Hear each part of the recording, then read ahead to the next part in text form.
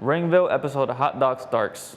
Hey everyone, how's it going? My name is Kevin Herrera Sanchez, KHS, and today I'm having the absolute pleasure of sitting with someone you've seen at Pro Wrestling Magic, Titan Championship Wrestling, Beyond Wrestling, Warriors of Wrestling, Wrestle Pro, and most importantly, you've seen him in a hot dog costume.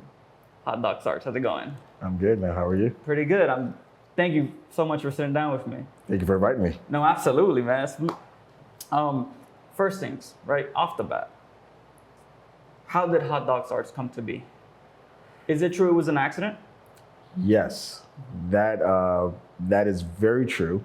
So the story of Hotdog Starkes, the whole hot dog costume and all that, that happened weird time in my life, right? Okay. I just got fired from my job.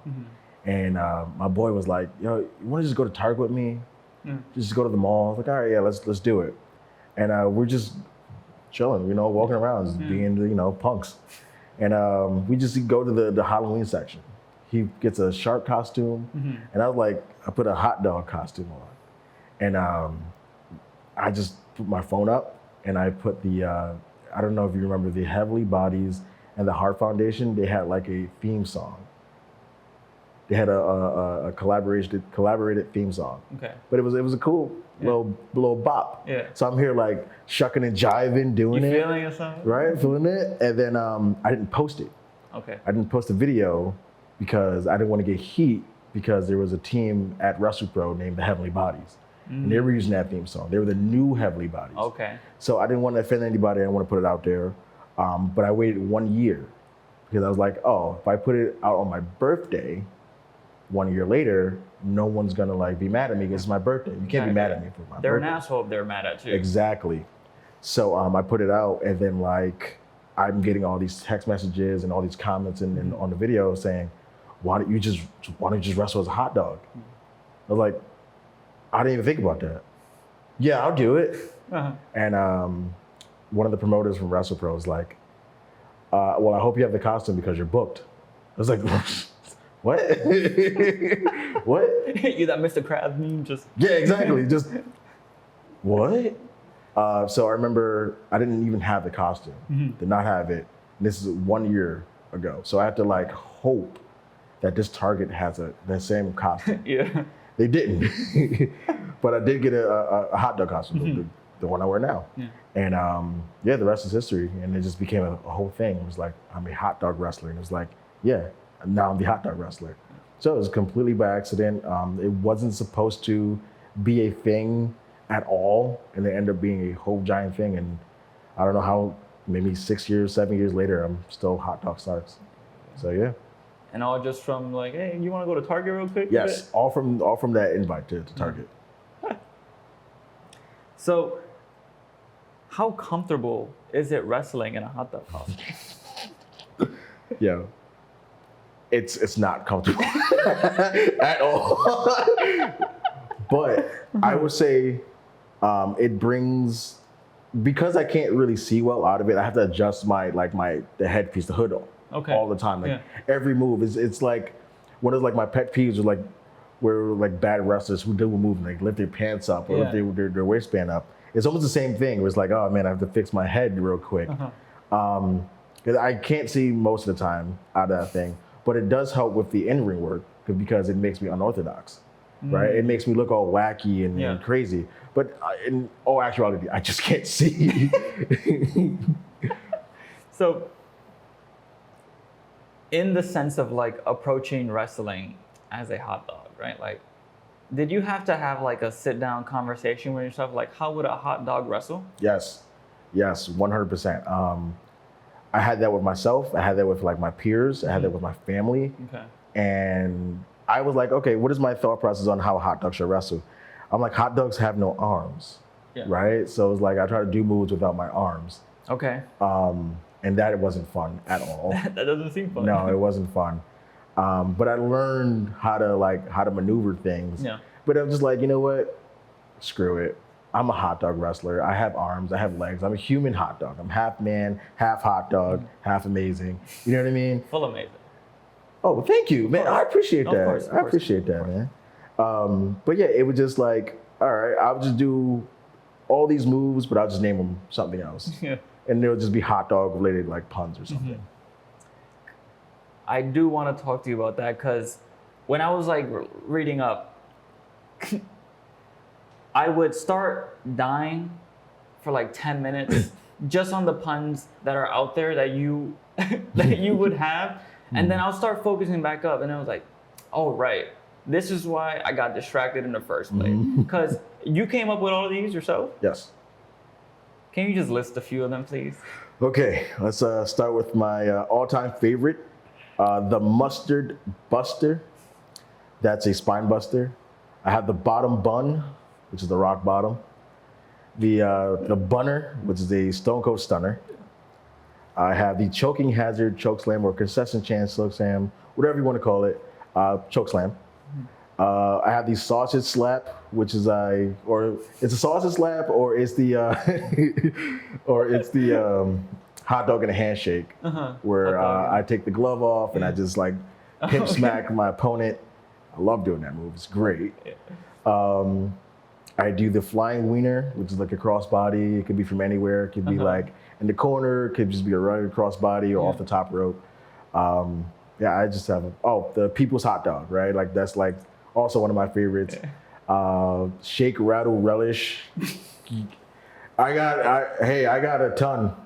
That was good. I got a ton. Yeah, it's a lot. You just have like a whole notebook or like your notes app? Yeah, my notes app, I used to write it down. I just be like, okay, like let me, what moves do I want to do? What moves are like really cool? I'm like, all right, cool. Let me just write these down.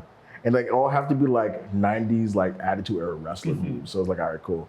I don't have any for pedigree. I haven't used it yet. No. I'm still trying to figure out one for like an RKO. Okay. But it's a long list. An RKO hot dog pun. Yeah. I was just trying to think of something, but I'm not quick enough. No, it'd be like that. We're not all gifted, you know. It's okay. It's all right. Thank you. Maybe one day you too can become a hot dog. Maybe. Maybe. So when creating Hotdog Starkes, the costume was there, right? The wrestling like a hot dog was there. What are other things that you had to think of to really kind of complete this character? How can I stay cool? Because not only can I not see in this thing, but it's also like very hot. Right. So the first thing I did, this was my trainer told me, like he didn't want me to be hot dog at all. Like he like booked me for this match to have, and like he's like, hey, you know, I don't really like the hot dog thing. Can you like do your other gimmick? And I was like, well, with all due respect, I'm about to cut all my hair off just so I can wear this thing. Yeah. And he was like, okay, go for it. I cut all my hair off just to like keep cool. Now I kind of have to get like my fiance to like tighten my hair up a little bit more because I'm not cutting my hair anymore. I'm That's tired. amazing hair you have there. Thank you, man. I appreciate that. The lock journey is crazy. But yeah, she had to like twist my locks real quick so I can have like a little bit more breathing room in a hot dog costume. I've learned to adapt in it. Okay. But there's just so much. I'm trying to think of other things, but yeah, the heat. Does it not like get in the way of mobility? Yeah, I would say like don't try to put me in a pedigree type of position because you're not gonna get all the arm extension that you want to get at all because like that kind of like it's a barrier in the back. Right. There are some helpful things with the hot dog costume. Let's say for example, someone's trying to chop me. Yeah. I had like that mustard padding there. Like chop me, you could look ridiculous. It's gonna just sound like a piece of meat you're smacking, but it doesn't hurt, you know. And it's like kind of hard to like really sell it sometimes. Like wrestling with a vest, you know. Yeah, exactly. But the one thing I do fear is someone like ripping my mustard off me. Oh. Once that happens, like I'm just gonna like sell it like someone shot me. Yeah. And just like you just hold it like. Yeah. Just this shit, baby. So when. You know, when you're preparing for a match, do you go up to your opponent like, hey, look, because of this is what it's easier, this is what's harder, or do you have that conversation with them? I used to, but now like I think I'm just here now. Like I've been around for so long, and people understand what's going on with this. I would say only like maybe strikes, because like you can't really get a giant feel where like you're trying to hit me like in my neck area or like my face. You can hit my face, but it's gonna suck more because the focal part of my face is like shown. Like please don't hit me hard in the face. But that's it. Like only like when giving heat is probably like hard for like my opponents to like maneuver with me. But like I'll tell them, I'm like, hey, like, you know, you're wrestling a hot dog. You know, you don't have to do like 1,001 moves to like beat me. You know, I'm just a hot dog. But like I'm no pushover either. You know, like I'm gonna give you some, you're gonna give me some. You know, and it's give or take. But I also let them know, like, you know, if it's my shine, I'm like, hey, I'm gonna like smack you with like my glove. It doesn't hurt. And then like we're just practicing backstage, like how the glove feels on their face. And I'm like, bah! I'm like, does it hurt? They're like, no. It makes noise though. So I have like noisemakers. So I just tell them like, hey, we're doing punching kicks pretty much usually. But that's pretty much it. There's nothing like really crazy that goes into like the whole hot dog wrestling thing. Okay.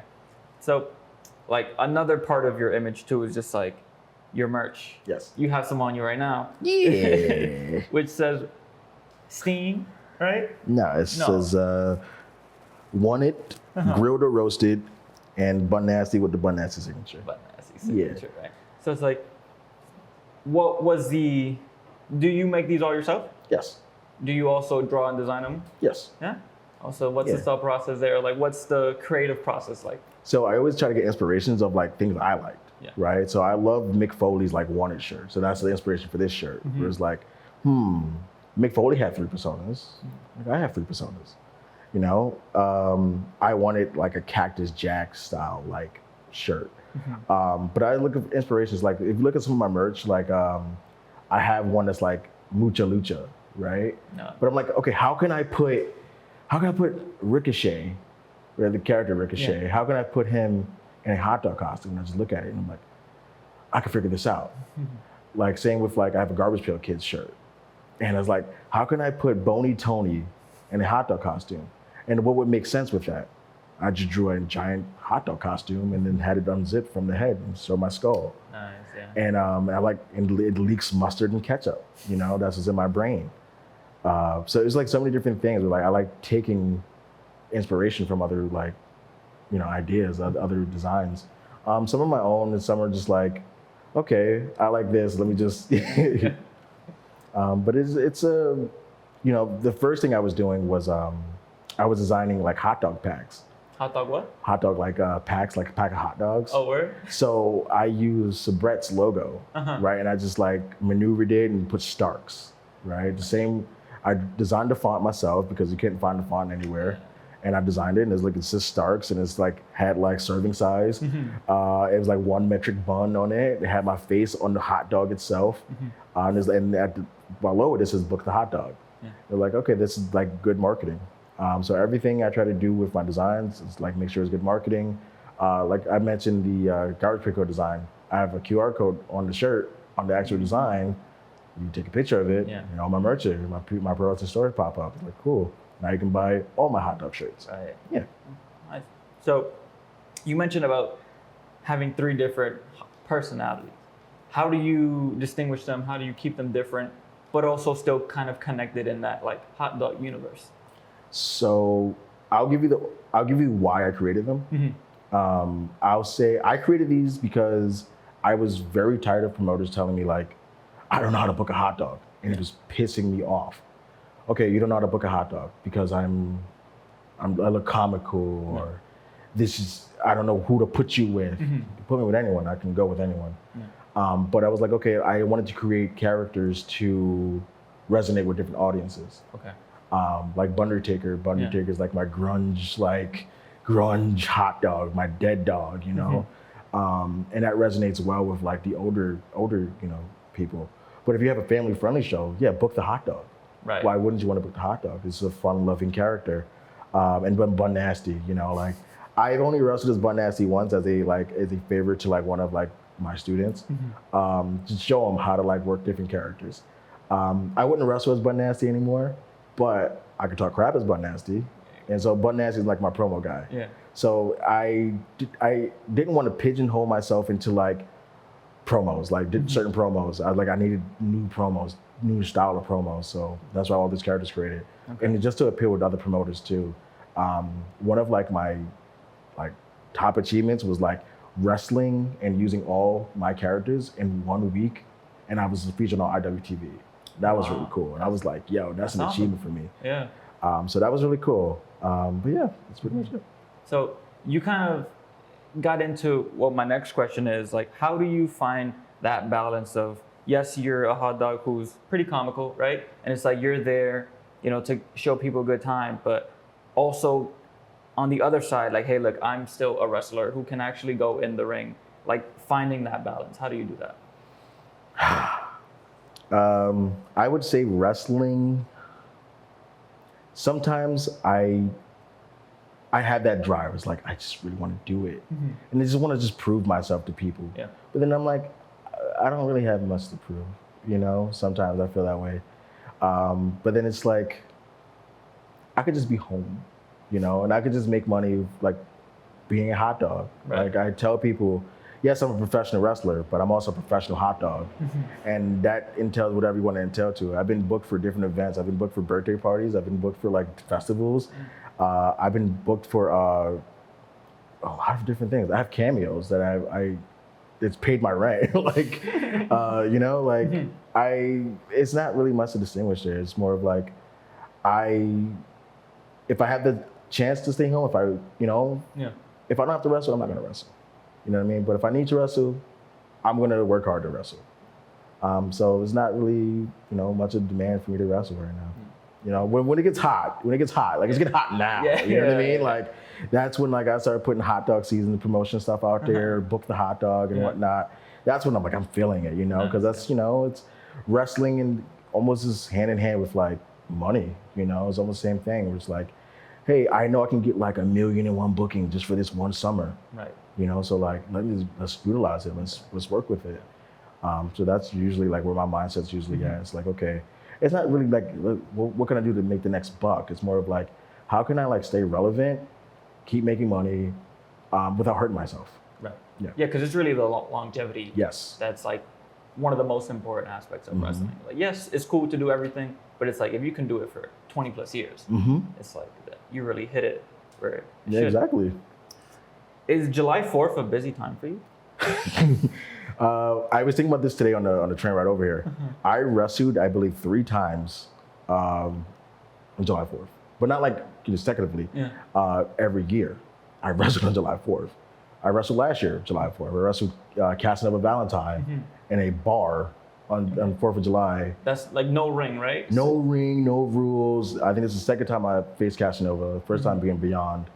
But it was cool because he was like, we both got booked for this show because this guy was like, we need you here because I wanna do something for 4th of July. So I was the main event. I was like, this is cool. And I'm wrestling Casanova again. This is cool. My entrance was fire. I came out as Hot Dog, and then like Casanova was like, nah, F this, knocked me down. And then I came out as Bundertaker. And as soon as I came out, like the fireworks started happening. Whoa. I was like, I got pyro? This is dope. I said, okay, cool. And it just like filled that aura. But yeah, July 4th is usually a busy time. If I'm not at Nathan's famous hot dog eating competition, then I'm out somewhere wrestling. So yeah, it's pretty busy. Is there a sense of disgust at the Nathan's hot dog eating competition? Yeah. Hence why my feud with Megabyte Ronnie happened. Because he is a professional eater as well as a professional wrestler. And once I found out he wrestles, I said, we have to do something. Yeah. And we did something, and we booked it, and it was crazy. This man literally ate, I think, 27 hot dogs. That's crazy. We had to face off on ESPN, which is crazy. ESPN? Yes. He came up for his entrance and we had like a little one-on-one face-off. Yeah. And it was there. I was like, okay, it was actually on television. This is so cool. That's crazy. He did his thing and we shot something after, talking crap with him. And I had a show later on that day on the other side of Brooklyn. I was wrestling Puff and American Beetle, who was insane. no ring, no rules. And then this man took a Uber from Coney Island to travel to Williamsburg, Brooklyn, to attack me after my match. And I was like, yeah, this is war now. So I would say there is a small, I'm not gonna say small, there's a level of disgust there. But I can't do nothing about it. There's too many people there. It's like, they love hot dogs. Right. Like, what am I gonna do? They're gonna eat me, you know? So yeah. Right, and it's like a hot dog and a hot dog eater. The story writes itself. The story writes itself. It's been history, you know? So I want to talk about now, it's like, where was your introduction to wrestling? I was either watching WCW for Sting. So this is like when Sting just transitioned from Surfer Sting To Crow Sing? Yes. So we're looking at those like years. 50 weeks of him just being in the... He's up in the rafters. Yeah. And I was also watching WWF. So my favorite characters in WWF was Stone Cold, The Rock. Undertaker was like my all-time favorite. All-time favorite? All-time favorite was The Undertaker. And it was just because he was so different. So I was like maybe like starting on like when I was like 4 or 5. So we're looking at like 96, 97. Yeah, so that's when I first started watching. And I just wanted to emulate all of it. All of it. Mostly like stuff with like Stone Cold and The Rock. They were just going at it like every single week. But I was just like, I grew up with brothers, right? So like we all like wrestled. Were you the youngest? Yes, I'm the youngest out of. So you were always put into like a sharpshooter or like... No, you'd be surprised. I was beating my brothers up. Okay. Man. I held the championships. Yeah, it was ridiculous. But I would put them in the moves. Yeah, they used to show them. Yeah, like this is how you do it. This is how you really do it. Yeah, I used to put my brother in ankle locks all the time. Is he good? Can he walk? Like, I mean, he cried, but I felt bad because he put me in a full Nelson one time. Ooh. Yeah, that sucked. I cried so hard. One time, my brother put me into the Steiner recliner. Yeah, it's like he didn't go all the way right, but I definitely felt like my spine, like, oh, this is not supposed to do that. It's not supposed to bend that like, way. There's like an angle in here. It's not a curve no more. Do you remember the like dollar guitars that they used to sell? Is like cardboard backers or whatever. I don't. It was like, it's cheap guitars, cheap like little guitars for kids, right? My mom would buy me a ton of them, like once a week. Only reason why she would buy me once a week, because Jeff Jarrett was on my TV screen, WCW, leader of the NWO, for life. You know what I mean? And he'll just crack people with the guitar. So what do? Bow! El Kabong over my brother's heads and get a new guitar every week. No, I think as a wrestling fan, hitting somebody with a guitar, it's like, I'm just like, okay, I want to do that. They stopped selling those guitars? Those $1 guitars? I think you can still get them. You still get them? I'm looking to one. If not, go to Five Below. They definitely have guitars. I got you. All right, bet. So, what are some of your like favorite Undertaker moments? Oddly enough, I think it was Edge versus The Undertaker, TLC. La Familia also was involved. And this is sad to say, because this is like not a moment where Taker was up. Yeah. But it's that moment he fell up that ladder and he fell into like a shit ton of tables. Oh, yes, I remember this. Don't ask me why that's one of my favorite moments, but it is. Because at the time, he didn't have to do that. He didn't. He's established, he's good. He didn't have to do it, but he took that bump. He took it like a champ. But like as the Undertaker fan, I was like, Taker's gonna get this. He might lose. It is what it is. Yeah. He's gonna lose. That's fine. But he's gonna come back even deadlier. So it was just one of those like foreboding moments, like, oh, damn, that's my homie. But he gonna come back. Yeah. He gonna come back. That led to the Hell in a Cell match at SummerSlam, where he just set him on fire at the end. He chokeslammed through the ring. Yeah, chokeslammed through the ring. So it was that moment. I think it was like Survivor Series. I want to say Survivor Series where Randy just won for his team. And remember, he just put The Undertaker out with the flaming casket. And Taker comes back out of the casket, out of the flaming casket, poof, stole down. Like, I was like, oh, with the beard. I was like, yo, this is insane. Killed everybody. Yep. Any matches with Shawn Michaels was good. If like we're talking matches, then I like his matches with Shawn Michaels. Both his matches was good. Which one do you prefer? 25 or 26? It's tough. Maybe 25. 25? 25. Because I feel like they try to do the same thing, but go a little extra with 26. Yeah. But 25, the initial one was pretty good. But 26 had me like on the edge of my seat, like, yo, Taker might lose. So my favorite during that time was Shawn Michaels. Mm-hmm. So it's like just like him retiring, I was like, oh, please, like shout out to Taker, but like he has to lose. Yeah. And then they had that great video package for 26 too. The running up that hill one. Mm-hmm. It's like, but I do agree. I think 25 is better, but 26, they ate too. Yeah. So now let's fast forward to 2012, 13. This is when you're first getting into wrestling. Yeah. So how did you find wrestling and start training it? Weirdly enough, I was going through my ex-girlfriend's page, like her Facebook page. Just don't judge me. Please don't judge me on this. But it's beneficial. It works out. She had a friend who was training for wrestling. And I just clicked on it. I thought they were like dating or something. You know, I'm trying to dig, right? I'm like doing detective mode. Like, who the fuck is this? Yeah, who's this guy? Damn, he a wrestler? Damn. I'm trying to be a wrestler. He got cool. Like. I got to get him. So I found out he was wrestling at a school. He's promoting PWS, Pro Wrestling Syndicate, which was formerly, you know, it's the former, you know, it's WrestlePro now, but it was PWS back then. And I was like, damn, like I would be weird if I like just added him. I added him. I give you this though. I left this page open for like a day. This is very real. You thought about it. I thought about it. I gave it a whole 24 hours to think about it. And when the 24 hours is up, I said, F it, I'm gonna add him. Right. He added me right back, almost immediately. He literally just put out promoting a show that's happening. Yeah. That's happening on Raw. I hit him up. I'm like, hey, I see that you're trained to be a wrestler. I want to be a wrestler too. Oh, you want to be a trainer? Huh? You want to train to be a wrestler, huh? He's like, how about this? I'm going to train today. Come meet me. Come to my house. I live in Harlem. I'm in the Bronx. Found out his address. Went on the train. Met this man I've never met in my life. Went on a hour and a half journey to Rahway, New Jersey, and I watched wrestling. Watched people train to be wrestlers.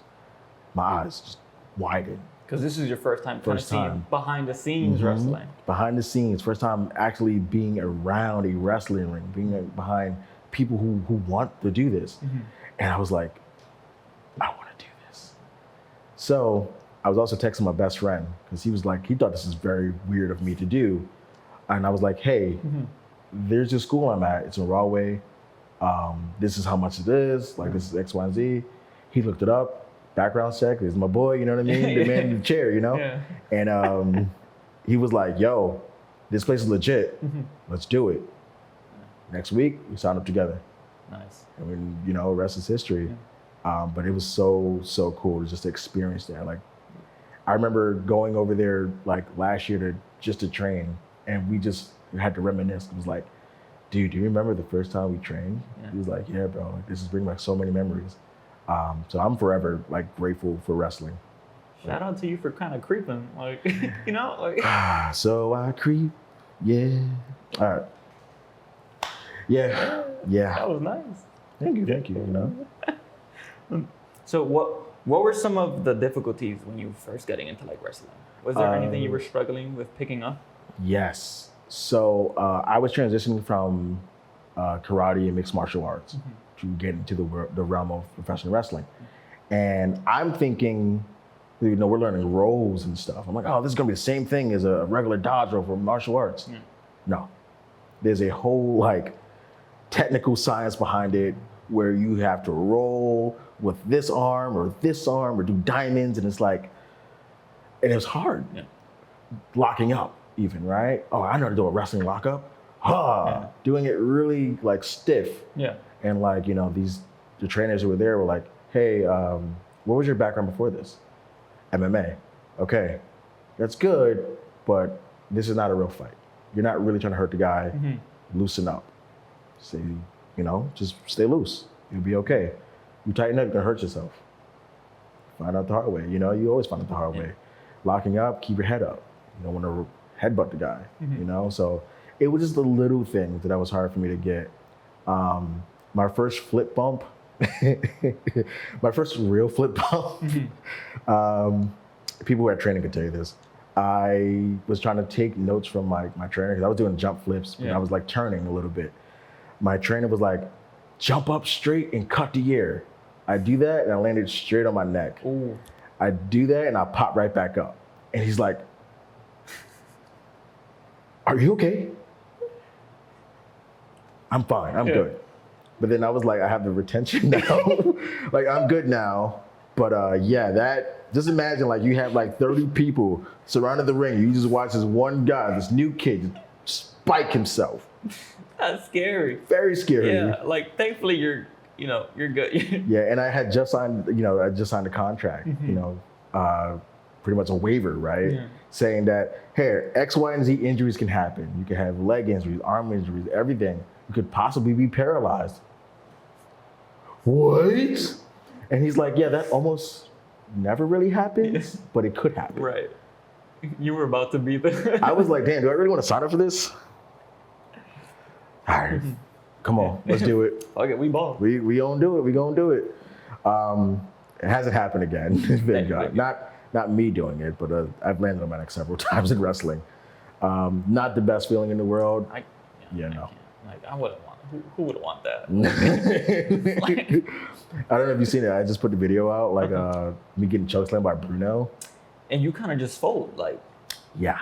So I wasn't even supposed to take a chokeslam. Okay. Bruno's just that strong, where he lifted me up, and I just remember just getting higher than I was like, and then landing right on my neck, and then it just like reminded me of like the Here Come the Pain bumps when you fall off the Hell in a Cell. Yeah. Just like that. Legs are up, right? Legs are up over your head. And I just ended up on my stomach, and I was like, damn. That's neck bumps. So now, fast forward a little more. Yeah. You're in the ring, standing across Effy. What's it like wrestling Effy? Effy is a wild man. I love Effy. I would tell you the only reason why I wrestled Effy was because of Effy himself. Okay. So the show I think you're referring to, because I wrestled Effy twice, both on drags and drop kicks, 1 and 2. And the second one was technically a feud. The first one, it was supposed to be Effy versus Anthony Bowens. Okay. Anthony Bowens also trained at WrestlePro, but he couldn't make the show. But Effy had requested that Hotdog Starkes be his opponent. I've never, at this point, had heard of Effy. Yeah. But when I started Googling Effy and looking at Effy, I was like, oh, Effy's real. Oh, Effy's legit. I was a bit starstruck a little bit because Effy has made his rounds, and it was like, I started getting on wrestling Twitter and figure out who Effy really is. It's like, wow, he has a lot of followers. He has a lot of people behind him. He is up there. So I was like, okay. We didn't really talk about a match so much. We just pretty much went out there. The only thing he did ask for was that I stroke my hot dog before hitting him with a spear. And I was like, I could do that for you. But wrestling him, I always get like jitters. I always get like butterflies. I was like, okay, I get a little nervous because it's Effy. Effy's wrestled so many people. Effy's done a lot of different things. Effy got his own show. Yeah. You know what I mean? Like, this is insane. Like, yo, come on. He got everything. I was like, okay. The second time, I do want to apologize to Effy for I botched the tombstone power driver. I think he's supposed to have me up. I was supposed to reverse it and give him a power driver. It just didn't work out. I didn't lift at that point, I'll be honest. And I think we just went with a different finisher. Yeah. But I say that he's crazy because originally he wanted me to do a tombstone power driver off the top rope. I'm not kidding you. I said, I'm not kidding you. Into the ring. Yeah. Top rope into the ring. And I had just watched Matt Riddle do that to PCO. Yeah. And I was like, well, if I want to do it, I'm going to hit you with a front slam instead, not like actually spike you. Right. Because this is like, I've never done this before and this is crazy. And I've tried to change the finish several times. And he was like, no, we're doing it. Thank God we botched those. I botched those tombstones and went with the chokeslam because he was still looking for that tombstone off the top rope.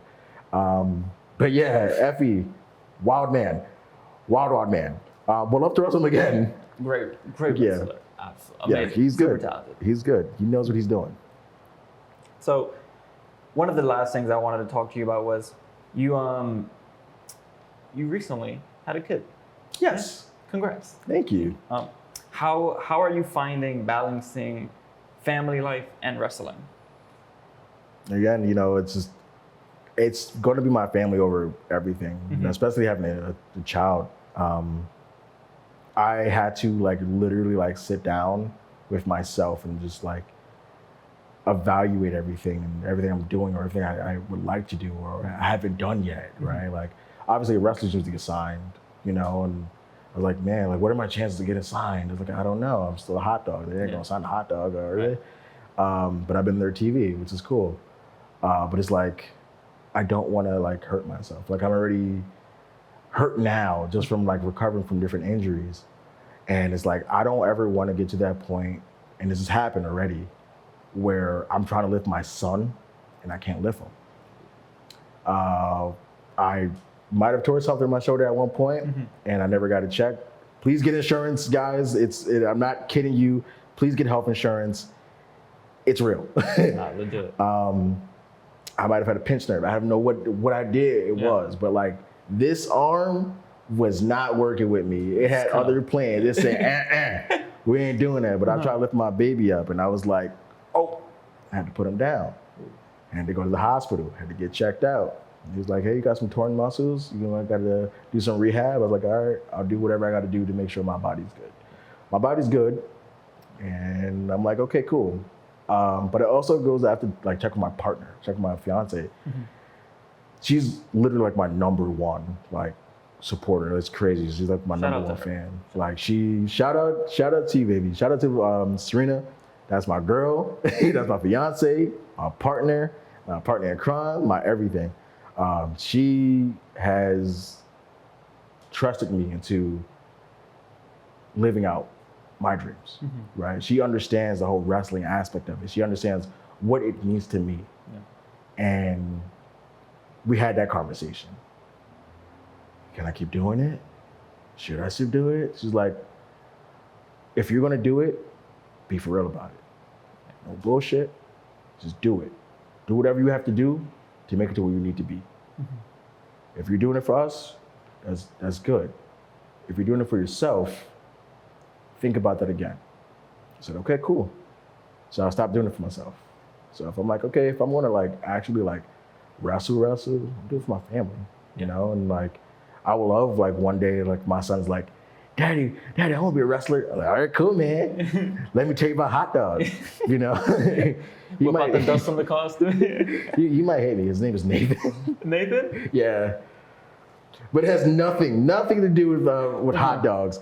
But I just thought it was it's a strong name, Nathan Alexander, right? That's a good name. It's a cool name, right? But it just happened to work, It just happened, literally right after we named my baby, my fiance is like, people are not gonna make fun of him because of the hot dog thing, are they? I was like, oh. It just completely went over your head of completely went over. But hey, it adds to it. It adds to it. Yeah. Hey, if my son needs a gimmick, if he wants to be a wrestler, he got one, Right. The longevity, right? Exactly. Playing chess, that's a hat. So, what are some of your wrestling goals? Wrestling goals? Yeah. I mean, everyone wants to get signed. I just want to sign a contract somewhere, I don't know. I've seen people that I wrestled or people they're my friends. Yeah. You know what I mean? I could text right now. We're on TV right now. And that's so cool. Because I watched them get into the business and I watched them work hard and get to where they need to be. And a part of me is man, if I, and I was I can't stop thinking that way. I just got to stop thinking that. But Yeah, I mean, some of my goals, I want to get sponsored by an actual hot dog company. I think that would be dope. I want to drive the Nathan's famous Wienermobile. If not, I'm getting my own hot dog car. Yeah. I already lived out one of them in Times Square, the giant hot dog. All I've ever wanted was to wrestle in Times Square or be in Times Square around wrestling with a giant hot dog. And look in Times Square now, there's a giant hot dog. There was a wrestling ring. I was featured on it. I was in the New York Times. So I was like, yeah, even if I don't get signed, there's still like 35,000 people who've seen that New York Times post, and I'm like, here I am. Yeah. And that was cool. But yeah, I mean, my goals are, they can be small, but they're goals. No, you know? Absolutely. Yeah. Small goals really fill out your life in a way where it's like, yes, big goals can do it, but it's like if you look at big goals, they don't happen too often. Like those small goals really carry you to those big goals. Yeah, that's very true. Because like, you know, stepping stones. Yeah, stepping stones. Do I have any other ones? I do actually want to create another hot dog gimmick, but I'm very like, I don't know. Yeah. I don't know. Because I have like nothing but like ideas. Like I'll give you one. Sub Bret Hart. Bret Hart? Sub Bret Hart. Sub Bret Hart. So Bret Hart. Just imagine like Hotdog Starkes as a technical wrestler. Like, you know what I mean? And I designed like already like Bret Hart style gear. And I was like, should I do this? It's like, I don't know, right? So I have some Bret Hart. I have Kielbasa, like, which is like, yeah, like that will be like the demon dog gimmick. And I was like, I don't know. Like, how people feel about that? Like, similar to like what Leo Rush is doing right now. Oh, with the... Yeah. So Kielbasa will be like something similar to that. But he's already doing it, so I can't, you know? Yeah, I'll have to switch it up a little bit. But yeah, like I just have different ideas, and it's like I just want to keep incorporating them. I'm on and off about wrestling in my career in general. Yeah. I sometimes feel if I like stop wrestling, people are just gonna forget about me, or people are just not gonna like want to just deal with me anymore. Yeah. Or I'm not gonna get booked for anything. Because most people know me as the hot dog wrestler, but I have been doing my best, my damnedest to just market just Hotdog Starkes, just professional hot dog. Yeah. And like I've been doing a good job, you know. I would say the longest I've ever been out of wrestling was 10 months. Just to get booked by Beyond to put me in their main event. Yeah. And I was like, I guess I don't really have to like do everything that you guys are doing. Hey, I'm gonna do things my way. You know what I mean? Like the Miles Morales type thing. But nice. I don't know, man. It just, this whole realm of wrestling has just been weird. You know, my story is just completely different than somebody else's. You know, especially with my gimmick, no one else is a hot dog. You know, and if anybody else is trying to be a hot dog wrestler, you're not doing it like me. So, yeah. There you go. All right. Well, thank you very much for sitting down with me. Oh man, thank you, man. It was nice to meet you. Nice to meet you as well. Pleasure talking with you. Of course. Nice. And all right, everyone. Till next time, we out.